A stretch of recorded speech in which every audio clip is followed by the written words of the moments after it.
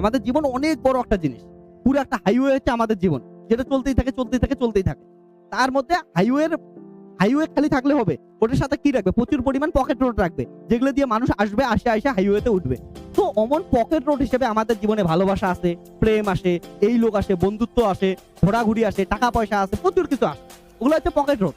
তার জন্য কেউ খালি টাকাকেই জীবন বানায় দিস না, বলে আমার কাছে যদি টাকা কামাই করতে না পাই আমার জীবন শেষ হয়ে গেছে, না, ঠিক আছে, খুব দরকার ওইটা, কিন্তু ওইটা মানেই জীবন না।